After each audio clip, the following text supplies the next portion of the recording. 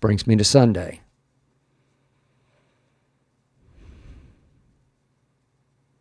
So, even though it should be advantage Green Bay in every way, shape, and form, no CD, I got 3 undrafteds across the right side of the line.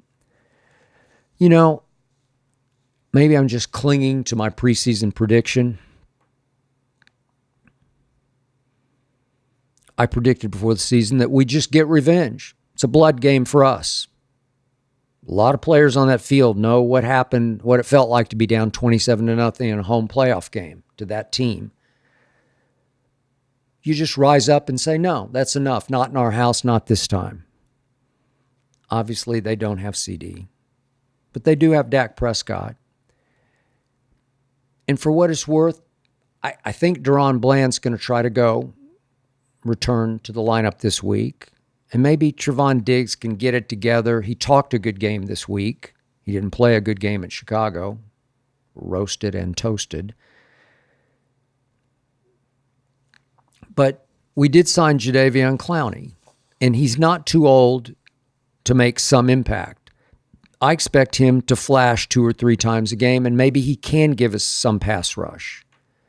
I still like the individual pieces of our pass rush, as long as Sam Williams is not trying to spy Caleb Williams every down and just being neutralized.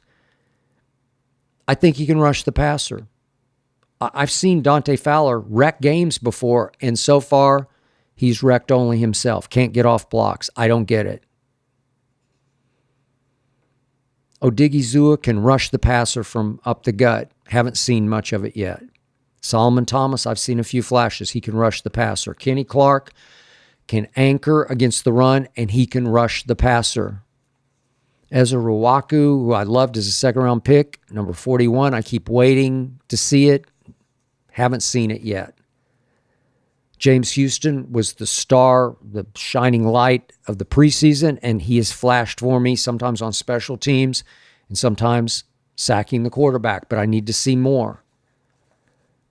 I need my whole team to just rise up and say, we're sick and tired of hearing that we're dead and buried without Micah Parsons. That's all for once against the Green Bay freaking Packers, I need the Dallas Cowboys to stand tall and say, not in our house.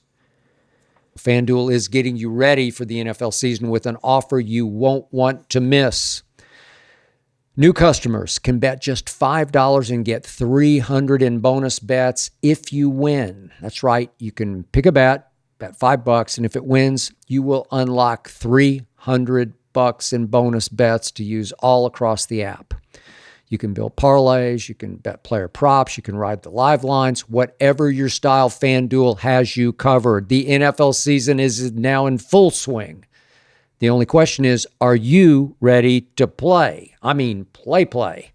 Visit FanDuel.com/skip. Use my first name, FanDuel.com/skip, to download the FanDuel app today. Do it right now. Get started now. Yeah, we've got some injuries, but we've still got some players. We still have Dak Prescott, and we have George Pickens. And we have little Turpentine. And we have Jake Ferguson. And we have the biggest, baddest left guard in pro football in Tyler Smith. And all of a sudden, we found a running game in Javonte Williams. And that's all I know is that even though I heard a guy I used to know, Daryl Johnston, Moose, blocked for Emmett in the dynasty years. I heard him say as the commentator the other day on the Green Bay at Cleveland game, I heard him say in the fourth quarter that Micah Parsons is also an excellent player of the run, that he plays the run at a high level. I heard him say that. He's also excellent against the run. The what? Let's see. My one revelation has been Javonte Williams. They took him off the trash heap from Denver. He's gone through a bad knee injury, and he's running his tail off for the Dallas Cowboys as their new tailback. I love what I see. I love the grit, the toughness. little burst inside. Just when I think he's hit the brick wall, he moves the brick wall. And we need to go at him again and again and again, at Micah Parsons with Javonte Williams. Go, go, go. I can't forget those first week 2 and 3, the first 2 home games last year. Micah completely healthy. The New Orleans Saints came in and we were down 35-16 at halftime. They gave up, the Cowboy defense, Micah's defense gave up 35 in the first half because they ran at him with Kamara all day and all night.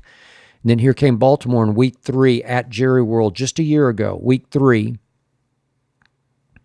They went for 274 yards after New Orleans had gone for 190. 274 by the Baltimore Ravens. Running at the number 11. Used to call him 11 from heaven. Now he's 11 from hell, though he's now number 1 in your hearts in Green Bay. 274 by the Baltimore Ravens, who were up 28-6 after 3 quarters at Jerry World just a year ago in week 3.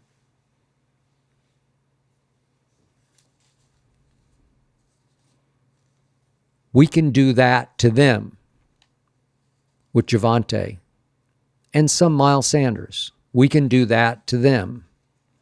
Maybe we can run the ball. Maybe we can control some clock. And maybe, just maybe, the Green Bay Packers, to quote Micah, after they just, I'm quoting him, he said, we shit the bed. This is right after the loss at Cleveland the other day. 13-10. They fell apart late. Jordan Love made one big late mistake. 4 minutes to go. Threw an inexplicable interception. Great play by Delpit. Smart play. That opened the door, and here they went. Even Joe Flacco came to life for the Cleveland Browns. Maybe there's just a little doubt now in the Packers. Now that they know Micah is not magic, that they're not going to go 17-0 because of Micah Parsons' presence, that they are vulnerable, that they are not invincible, that Micah's capable of getting outplayed by Myles Garrett, which he did. Maybe they come in with just a little bit of creeping doubt, just a little bit, and they're full of themselves, and they're 6.5-point favorites.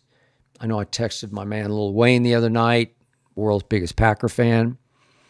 And I was actually just kind of kidding around. I was trying to do the reverse jinx, but I predicted to him in a text, Green Bay 35, Dallas 10, Micah 4 sacks. And I thought he'd text back, stop it, be much closer than that, try to sort of unjinx the jinx attempt. But no, he texted back, I'm just paraphrasing, but he just said, that's right, that's what's going to happen. I said, congratulations. So maybe that's what the Packers will think. And maybe for once the Dallas Cowboys will reach down and find a little bit of pride somewhere in the bottom of their hearts, souls, just a little bit of pride. And maybe everybody will play a little bit over their helmets. Maybe it'll be one of those weird games where they just hang in and hang on. It's hard for me to predict a win, but I'll go this far. I'll make my first FanDuel pick of this podcast. And I'll say, give me Dallas plus the 6.5. Give me a little pride. Give me a little self-respect. Give me just a sliver of hope that we're a little better than most people think we are, because I still think we're a lot better than we played at Chicago. Please tell me we were just looking ahead to Green Bay, the way Green Bay potentially was looking ahead to Dallas. Please tell me that Sunday night is the night that we break through against my Green Bay curse. I'm not going to pick Dallas because I don't want to jinx them. But I just think we'll play a whole lot better than Lil Wayne and the rest of the world thinks.